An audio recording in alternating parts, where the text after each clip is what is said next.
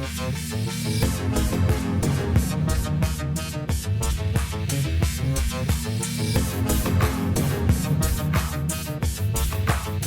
Sciforror Film Podcast.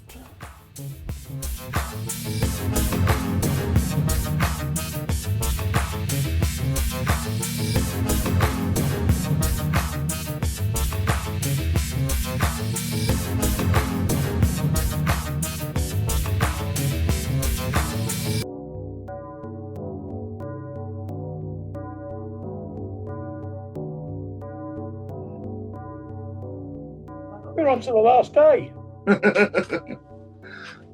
Done day, as they call it. I can try and see what I'm doing here. So, the films the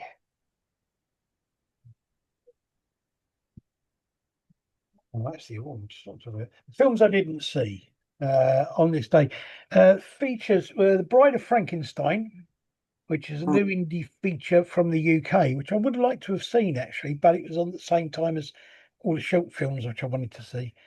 Bannister Dull Heist, which is a new independent film from the UK. They Wait in Shadows, which is a new independent film from the UK. Beyond the Witching Hour, which again is a new independent film from the UK. Then we had a new independent film called The House on Liderman Street, which is again the UK. New independent film called The Observance from America. Then a film called The Red Mask, which is a new independent film from the USA. And then Charlie Shaw's Revenge, which was a new independent film from the UK. And the mystery film, which was on that day, which was Scared to Death, which I didn't see either. Right. But the films I did see. Short films on this. There was a film called Very Prosperous Men. Okay. Which was kind of like it was kind of like the kind of the devil as it was a cowboy, sort of like people were doing things and then he was saying, right, your soul now belongs to me, you have to do my bidding and stuff. That was quite good. Then there was a film called Forgive Me, which is a woman who is being followed by what looks like a waitress from a Chinese restaurant. It turns out to be the ghost of her mother. Oh, okay. Interesting. That was quite interesting. A film called Marion's Lilies, which is about a woman who gets attacked, I think, by a vampire. I couldn't quite work it out. And her husband is kind of trying to find out who killed her. It's long and slow for a short film, and the obsession of finding her murderer drives him slowly mad. It's okay. I thought, yeah, it's all right, but it's a bit too long for me for what it was doing. Then we had Better Anything, which is it's quite interesting. It's a man. This guy's burying a body in the woods, and there's a woman there talking to him, and they're arguing. Basically, find out that he's killed her, and that's her body he's burying. So interesting. A good film called Square Peg. This was funny. This guy turns up. He's either a vampire or a ghoul or something like that because he can't go out in the daytime. He comes home and says he's got a bag full of treats. It's a fridge. It's got body parts in it. Oh, okay. Kind of thing. And he goes into the living room, and the person he's talking to is in the house is just a head on a chair, and he gives him a bowl of thumbs or toes. it's odd, but it's kind of like they have this kind of soul-searching conversation Right. about, are they really, there's good, are they really the good person they want to be, and is life as meaningful as it should be? And All that sort of stuff. Oh, it's odd but good. yeah. Got Blood Buzz, which is a strange film about a teenager who thinks that people are being turned into giant bugs, and her brother comes looking for her. She goes to this farmhouse. Her brother comes looking for her, and it turns out she's right. Mm. A film called Mr. Average, which was quite interesting. It's a guy and a woman meet up in a bar, and he says and does a few things which she says, "Oh, that's funny. I remember somebody else being into that or liking that sort of thing." It turns out that he's all of the spirits of her murder victims that she's kind of chatted up as boyfriends and then killed, all kind of like amalgamated into one person. Okay. Quite, Interesting. I like that idea. but then there's a kind of comedy thing called Voodoo Party. These three people make voodoo dolls, and there's two women and a bloke, and the bloke's a bit of a twat, but it ends up through no fault of their own, they will end up dying because the dog takes one of these voodoo dolls and runs off with it. And uh, while they're trying to get it back, they do things like one of them gets run over by a car, and one of the dolls gets run over by a car. I think a candle lands on one of them and sets it on fire, and good fun. Yeah. And then I had, let me see what we got. A short film called Monitus, which is based on Norse mythology. It starts at the beginning about a quote from Norse mythology about destiny. And it's some teenagers who are arguing about something they did in the past that was, a bad thing and all that kind of thing. And then she starts thinking she's seeing these things in the wood and sort of attacks. They're going to attack her, so she kills them. And it turns out she's killed all of her friends. Very, I know what you did last summer then. Yeah, kind of. Then we got a thing called Umbra, which is strange thing about this little young girl listening to this Walkman, which has got odd sounds on it, and she keeps seeing this figure moving. And it turns out she's listening to something which is supposed to help you commune with the dead. And yeah, Mm. and they try to communicate with their dead family through it. Mm. Yeah. Interesting. I like all that sort of idea, when they have that sort of weird way of communicating with the dead and stuff. I do like that. I don't know if you've ever messed about doing the ghost hunting stuff, but it can be quite freaky. I haven't, I must admit. I have to declare myself as a ardent skeptic. Yes. All of that stuff. It's never been something that I've ever really believed in, and I've never really bothered with. Yeah. Yeah, but then it was I was actually on a ghost hunt once, and it was on. It's the evidence is there on the show, on my channel, and literally the ghost actually says, "Donate to the show." Oh, that's you fair enough. I wouldn't mind that. The spirit realm of. I'd be quite happy with that idea. Yeah, honestly, it's literally a ghost came through and went, "Donate to the show, everyone." You can't make it up. It sounds good to me. Yeah. The next film was called Haunted Henry. Oh, okay. I bet you can't guess what this was about. Yes. Oh, interesting. It's a young woman who's taken on as a cleaner in an office, and there's a cleaning cupboard that's locked, and no, you never go in there. But she decides to open it up, and inside there is a Henry the Hoover. Oh, okay. That attacks her because it is possessed. Okay. I love it. I love it. It's quite funny and quite good. There's one called A Good Death, which interestingly has got a woman in it who was in the TV series 911. Oh, okay.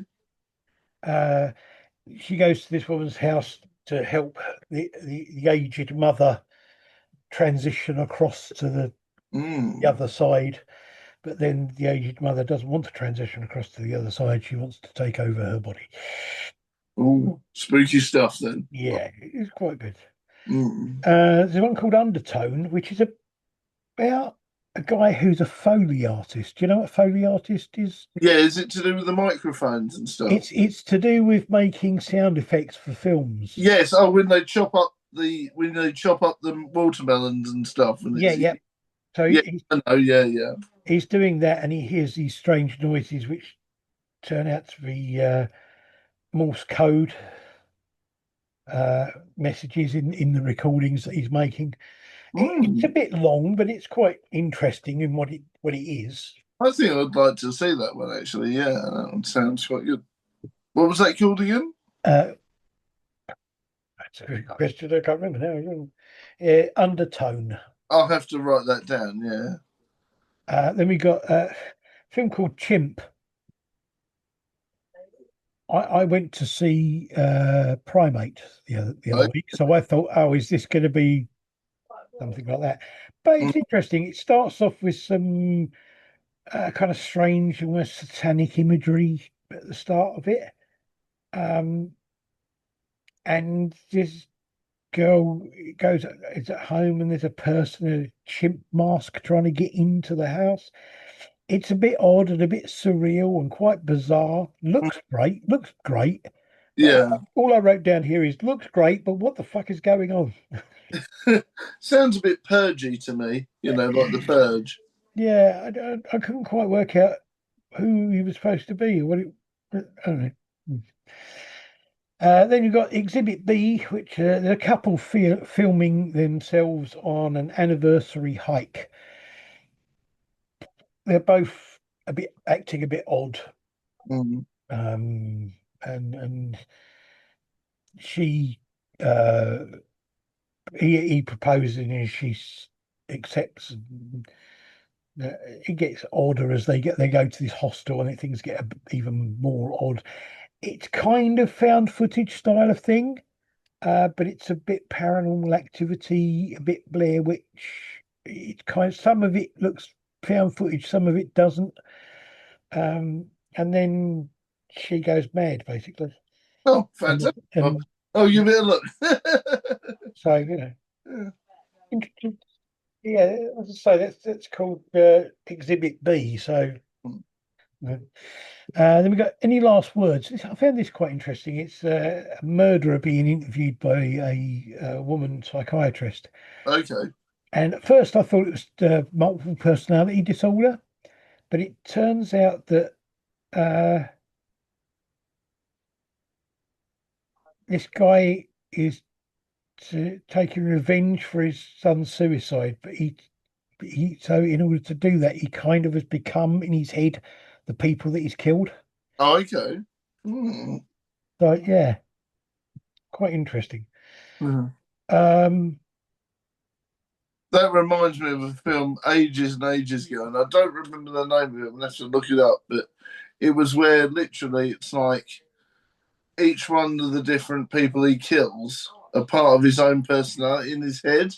There's a big twist at the end that he's sort of like he's almost like you think he's killed all these people, but really he hasn't. He's just trying to destroy his own like sort of multiple personalities. yeah, Yeah. yeah, I've seen a couple of films like that. Mm. Then there was a film called Well-Being, which is I kind of felt was more sci-fi than horror. It was a kind of anti-AI film, which I have no problem with whatsoever. Um, it's basically the idea is that you have AI loaded into your brain to make you uh, kind of happier. But in order to do that, you've got to kill yourself. It's kind of anti-AI and anti-big corp sort of. thing. But interesting, it's Kevin McNally made the film, and he's got a cameo in it at the end of it as well. Mm. So that was quite interesting. Then there was a film called A Night at Mulgrave Manor, which was a guy got a terminal illness, and he goes with his girlfriend to her family, where her family live. He's a doctor. Mm. So is her father, and they live in the clinic where her father works. And it turns out that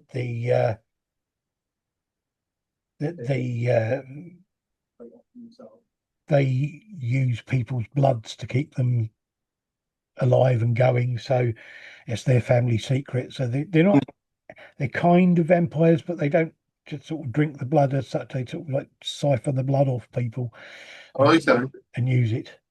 And she wants to turn him into one of them, basically. Mm. There was a thing on the last day which is called Hexagon, Right. which was the first three parts of a series sort of thing. I missed the first two, but I saw the third one. It's set in 1979. The top secret team, basically, to hunt sort of the supernatural and alien things in the world. Mm. But as I missed the first two, I didn't really, get the third one. But it looked interesting, and it looked like it could be good. It's a new independent sort of thing that's being done. I don't know if it's going to be done online or Okay. what it is, really, to be honest. But there you go. Short film with subtitles called Alice, My Alice, which starts with an odd guy talking to a girl at a party. They get together and end up living together, and they don't seem to be happy, even though they're living together, and for no reason. It's very odd. He starts going manky and everything, and she finds him in the bath looking very dead, and then he Mm. comes back to life again, tries to attack her. Weird. Yes, very. Yeah. So right, I'm going to go through a short film first called Bear. A woman is watching a home video of maybe that sort of thing and looking at old pictures. There's a child calling in the other room. She goes in, the child saying there's a monster, and the mother tries to calm him down. But in the corner of the room, there is this absolutely enormous set of teeth Okay. and what seems to be some legs with feet, shoes on Right. underneath them. Don't understand. Then it goes to when they're older and the woman's still watching the same videos. The boy, who is now a man, comes in with shopping. He starts seeing some very odd things and she dies. And the teeth are still in the background. That's weird. And then because she dies, he commits suicide. Okay. Yeah. Not quite sure. No. But Sounds quite bizarre. yes. Yeah. Right, okay. The next thing I'm going to say, okay. I watched two feature films by British Horror Studios and Hex Studios on this day. Okay. I'm going to try not to be too, I don't know. Anyway, right. I know what you mean. The Yeah. first one is called Mr. Whispers. Right. Starts off with kind of like a documentary about missing children, found footage film type of thing. And these, Is it leaning more towards Slender Man? Is it trying to do Slender Man also? no, these kids have gone missing from a cinema. Mm. But they've gone missing like 10 years, 20 years apart, but on the same date. So they go to the cinema where it's happened. This group of people who are making this kind of like podcasty documentary type thing. Okay, I'll put that in. As with most found footage films, for me, it's too slow, too long, not enough of anything is going on. I'll absolutely love it then. There's a few jump scares. Yeah. There's some odd changes of character for the people. They kind of like suddenly do things that I think, well, that doesn't really fit in with the character that you've been saying the person you say you are. For some reason, that does happen a lot in found footage, and I think they use it as a scare tactic. So I've seen a lot of found footage, and it happens a lot where all of a sudden the character or the main character, their whole personality just changes, and then they go back to normal, and then it even happens in Blair Witch. Yeah. And that's what they're sort of, don't want to say copying, but inspired by it. You know, a lot of time it happens in a lot of these found footage films where I think it's used as like a jump scare or some sort of way of aggravating the viewer because you're not sure what's going on. It's that whole thing of are they possessed or not, you know? Yeah, I get that. I mean, this whole thing is not really my kind of thing. The ending for me was a bit didn't really, it was an interesting idea, but it didn't really. For me, it wasn't much more than that. Okay, the next film I saw was also from British Horror Studio, and this was called Black Chariot. It's a black and white film made to look like it's 40s, 50s. Okay. That sort of thing. Again, music was a little bit overpowering for me. Yeah, you do find that. I did find that in 45, actually. That was the only thing that sort of got me with that one. I love that film, as we talked about. But I think that's the problem with a lot of independent films. They don't know when to dial down the soundtrack. I don't know if it's the software they're using. I certainly know that it's very hard to do it on the phones. Yeah. You can get if you're working from a phone and you're editing a film, it's very hard to judge how loud the music actually is. It's yeah, no, yeah, a problem.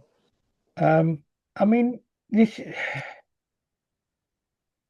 for me, I found this film a little bit confusing in places, and some of it to me makes very little sense. It's a well-made film that looks excellent, but I think it's just the story in this is too confused, and it's got a jumbled storyline that in some places seems almost meaningless. And even as the story moves on and develops, it kind of still seems quite confusing, and even feels like it's confused, like it doesn't know where it's going. And to an extent, this film for me is it's kind of, I don't know, art noir. It's kind of style over content. Which is a shame, really, isn't it? I mean, don't get me wrong. I fully applaud what the British Horror Studio are doing. They are putting out British independent horror films, and they are doing a mix of styles. I mean, the three films that they had on there were all completely different style films. And I'm sure there is a market for them, but for me, only one of them kind of worked, and that worked mainly because it was so very odd. It was the oddness of spoiling you that really made it work. The other two just kind of, for me, didn't. I would like to see a film. I'd like to see them do a horror film that has got a straightforward storyline that's got a lot of good ideas, but it just goes from one place to another and has an ending. Do you know what I mean? I know what you mean. A lot of this just seems like jumbles of ideas that don't really go anywhere.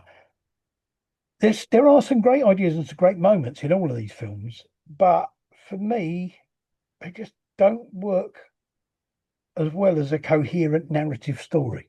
Yeah, I mean, sometimes they're trying too hard to make you think, and there's probably little bits that make sense, and you'd have to like dive in it with a tooth comb to see. You know. I mean, I look forward to what they're going to do because they were saying that they've got another 8 films. Yeah. Are all in various stages of production. And most of them have been filmed. They're in post. Some of them are in post production, ready to be put out. Some of them are not quite there at that point yet. But I'm very interested to see what they do, especially because of the fact they're working with Amicus. Yeah. Amicus did some absolutely brilliant anthology films in the sort of in the 80s and that, which 70s and 80s, which I absolutely love. Perhaps you have to watch all of them to make sense. Maybe we have to play the long game on this one. Yeah, I don't know. I just think, I mean, they are doing it so that they're doing a variety of different styles of film, which I applaud because of the fact that there is a vast market out there, and nobody likes to. You're not going to find. You could put a dozen people in a room and show them a dozen films, and you can have like one person will like one and not like any of the others. It's so. I mean, if they putting these films out and each one of them being slightly different, having a different sort of feel to it, I think it's not necessarily a bad idea. No, but I think that I would just like to see a good, straightforward narrative story made well with good effects and good acting. Because the acting is brilliant, the effects are good, and they look fantastic. But for me, the stories are just kind of lost. Which is a real shame, I feel. It is. It's a big shame. And I mean, I don't like saying that anything's bad because I don't think it is. I don't think anything they did was bad. I just think that they need to look at where the direction that the stories are going in, and are they telling a story, or is it just a jumble of ideas? Which is you can fall into that trap as a filmmaker quite easily. Absolutely, yeah.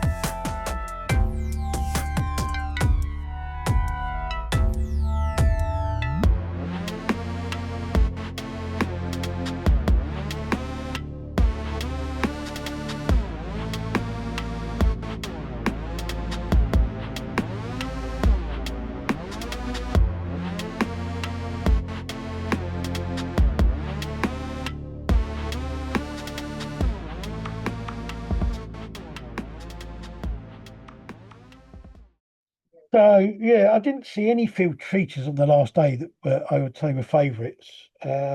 Shorts I liked Forgive Me, Square Peg, Voodoo Party, Wellbeing, and A Night in Moorgrave Manor. Mm. No.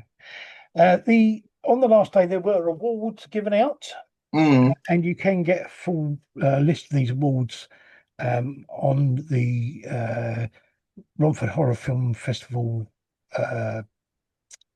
YouTube and Facebook Ah. place. Best feature was shared by House of Abraham and Hang.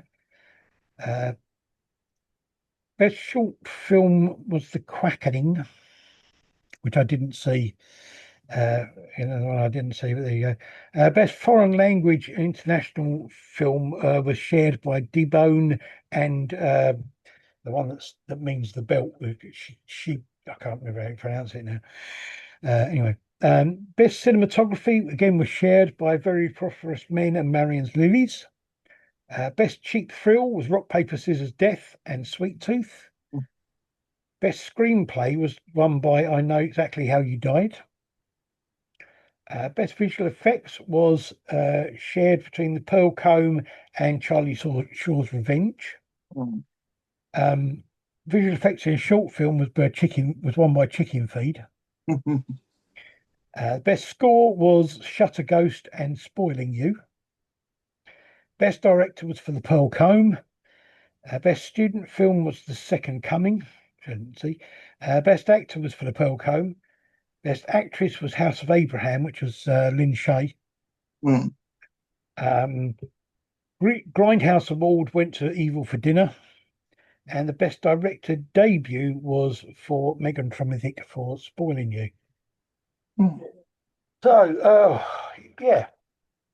I mean, I think for the whole festival, I would say Severed Road, Erica and Manor of Darkness, and 45.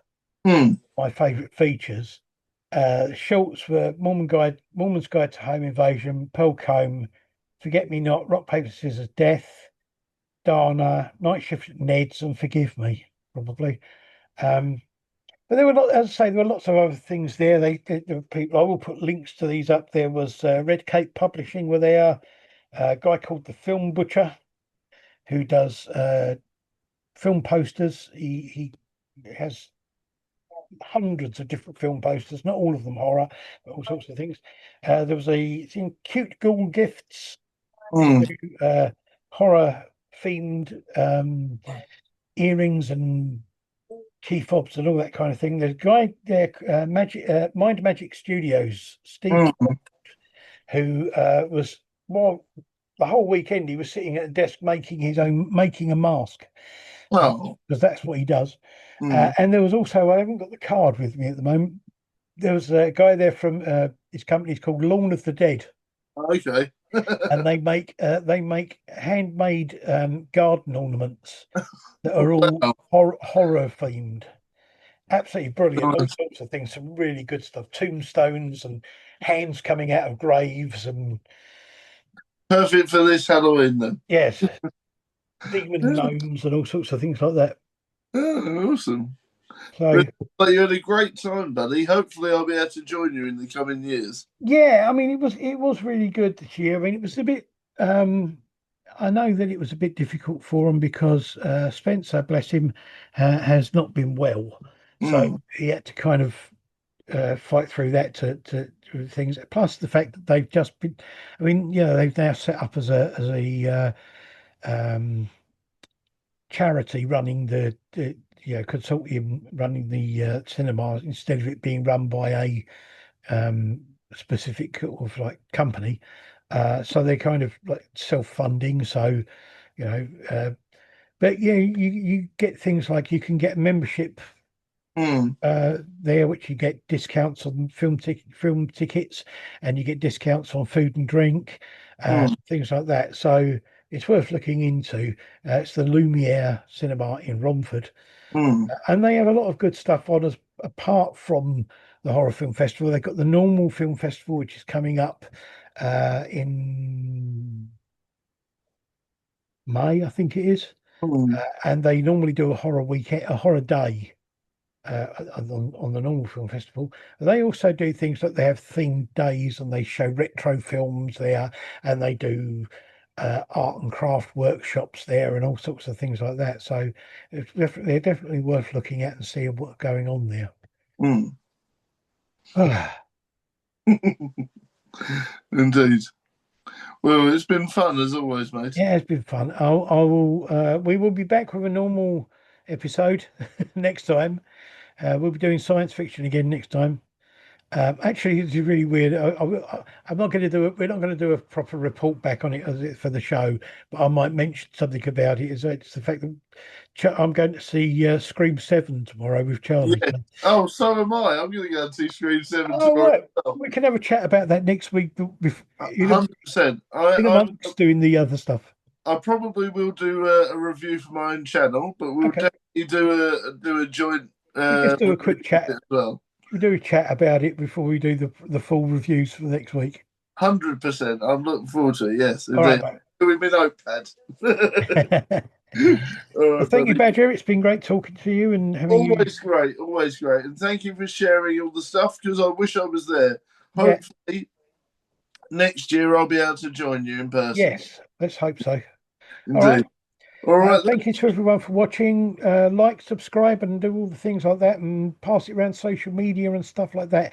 This will be going out as a full 4-day review, but I will split it into individual shows for each day. Yeah. Otherwise, it's going to be like 2.5 hours long. Indeed, yeah. Am I right to do a personal plug? Yeah, sure. Excellent. Well, my partner's new film is out on the channel now called Wifecraft. Please do check it out.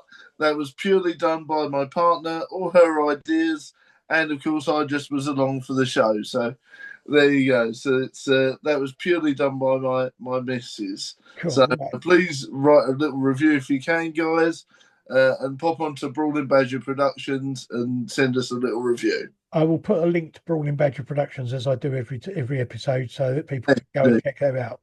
Yeah, please do put a nice little review of Wifecraft, and the director's cut will be out in a couple of weeks because the missus didn't like my editing, so I'm going to do it again. With extra deleted scenes. Yes, more housework. All right. Thanks a lot, Badger. No worries. Thank you out there. We'll see you later. Bye. See you later, everyone. Bye.